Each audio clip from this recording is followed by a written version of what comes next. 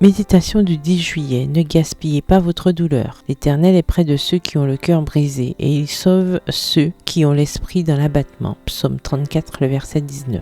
Ma grand-mère Césa était une véritable pionnière du recyclage et de la réutilisation. Elle avait l'habitude de couper des sacs en plastique et des sachets de lait en longues lanières pour en faire une pelote. Elle utilisait ensuite ce matériau pour crocheter des sacs à main et des tapis. Si nous mangeons des pêches au sirop, elle enterrait les boîtes vides dans un coin du jardin pour qu'elles se décomposent en fertilisant le sol. Ma grand-mère ne gaspillait absolument rien. Parfois, je pense que Dieu est comme elle, car il peut prendre n'importe quoi et l'utiliser pour notre bien. Voir Romains 8, le verset 28. Il peut recycler même les moments et les expériences les plus difficiles de notre vie. Il est crucial que nous comprenions cela et que nous ne gaspillions pas notre douleur et que nous ne la jetions pas en faisant qu'elle est inutile. Après tout comme les champs sont fertilisés par le fumier, les cœurs sont arrosés par les larmes. Ne gaspillez pas votre douleur, donnez-la à Dieu comme une offrande. Nous pensons parfois que nous ne pouvons donner à Dieu que le bon et le beau dans notre vie. Mais il veut tout,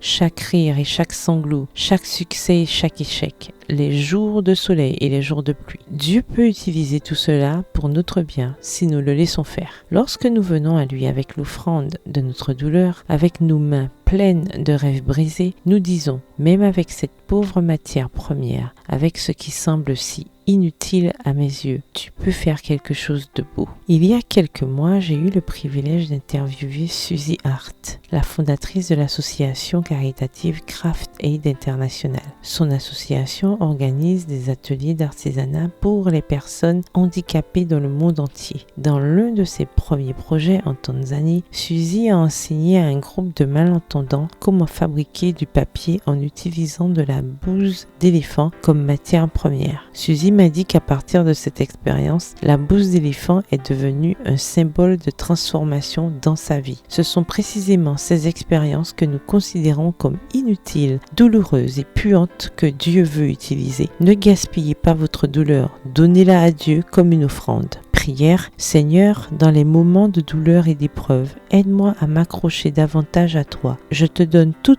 mes larmes et tous mes chagrins, même avec cette pauvre matière première. Tu peux créer quelque chose de beau. Amen. Bonne journée, que l'Éternel vous bénisse.